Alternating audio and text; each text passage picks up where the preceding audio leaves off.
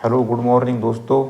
मैं महादेव मेंदाड़ और हम आदतों के बारे में सीख रहे हैं और उस किताब का नाम है एटॉमिक हैबिट, जो कि जेम्स क्लियर नामक लेखक ने लिखा है। उन्होंने बोला है कि व्यवहार परिवर्तन के 4 नियमों का इस्तेमाल करके हम बेहतर आदतें डाल सकते हैं। वो व्यवहार परिवर्तन के 4 नियम कौन से हैं उसके बारे में हम सीख रहे हैं। तो पहला जो नियम है, इसे स्पष्ट बनाएं। दूसरा नियम है, इसे आकर्षक बनाएं। तीसरा नियम है, इसे आसान बनाएं। और चौथा नियम है, इसे संतुष्टिदायक बनाएं। ये 4 नियम हैं। उसमें से पहला नियम हम देख रहे हैं, इसे स्पष्ट बनाएं। और इसे स्पष्ट बनाए जो नियम है, इसमें 4 चैप्टर आते हैं। तो पहला चैप्टर हम लोगों ने कंप्लीट किया है। उस चैप्टर का नाम था वह व्यक्ति जो सही नहीं दिख रहा था। और इस किताब का वो 4th चैप्टर है। अभी यही इसे स्पष्ट बनाए ये नियम में दूसरा टॉपिक हम सीख रहे हैं। उसका नाम है, देखिए दोस्तों, दूसरा नाम है नई आदत शुरू करने का सर्वश्रेष्ठ तरीका। इसके बारे में हम सीखेंगे। तो चलो रीडिंग करते हैं। ग्रेट ब्रिटेन में 2001 में शोधकर्ताओं ने 248 मतलब 248 लोगों पर एक प्रयोग किया। वे 2 सप्ताह की अवधि में व्यायाम की बेहतर आदतें डालने के संदर्भ में प्रयोग कर रहे थे, जिसके लिए उन्होंने प्रतिभागियों को 3 समूह में बांट दिया। पहला समूह कंट्रोल ग्रुप था। उनसे सिर्फ यह दर्ज करने को कहा था कि वे कितनी बार व्यायाम कर सकते हैं। दूसरा समूह उत्प्रेरण समूह था। इस समूह से यह कहा गया था कि वे अपने वर्कआउट की निगरानी करने के साथ साथ व्यायाम के लाभों पर लेख या पुस्तक भी पढ़े। शोधकर्ताओं ने इस समूह को यह भी बताया कि व्यायाम के कोरोनरी हार्ट डिसीज का जोखिम कम होता है और हृदय का स्वास्थ्य बेहतर होता है। अंततः तीसरे समूह की बारी आई। इसके प्रतिभागियों को भी दूसरे समूह जैसा ही निर्देश दिए गए, लेकिन उनसे एक अतिरिक्त काम करने को कहा। उनसे यह योजना बनाने को कहा गया था कि वे अगले सप्ताह कब और कहाँ व्यायाम करेंगे। तीसरे समूह के हर सदस्य से इस वाक्य के खाली स्थान भरवाए गए।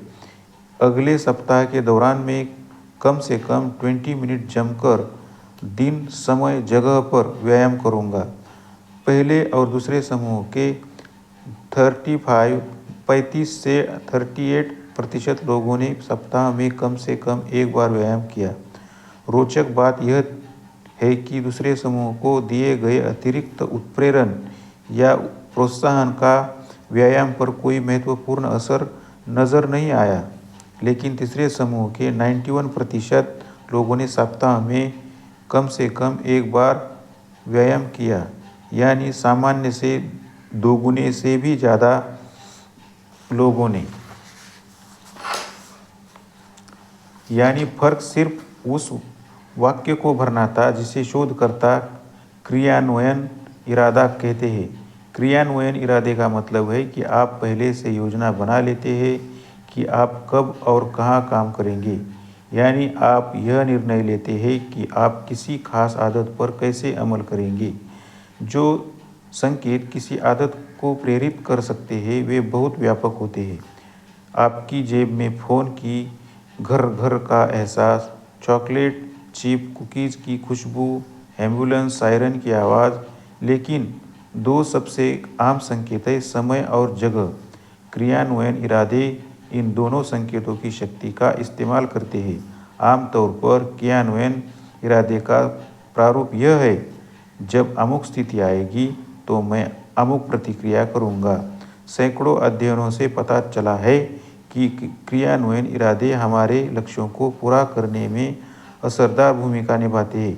चाहे यह फ्लू या इंजेक्शन लगवाने की तारीख और समय लिखना हो या कोलोनोस्कोपी अपॉइंटमेंट का समय दर्ज करना हो। क्रियान्वयन इरादों से यह संभावना बढ़ती है कि लोग रिसाइक्लिंग, अध्ययन, जल्दी सोने और सिगरेट छोड़ने जैसी आदतों को कायम रखेंगे।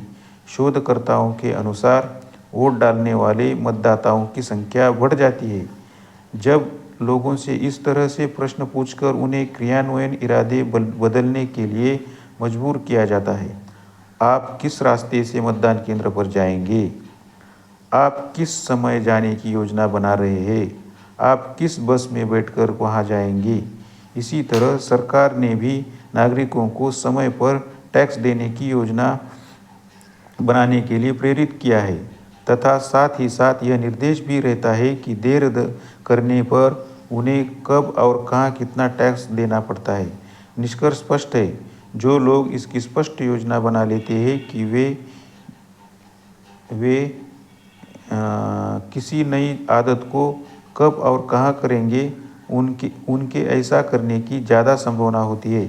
बहुत सारे लोग इन बुनियादी विवरणों का अनुमान लगाए बिना ही अपनी आदतों को बदलने की कोशिश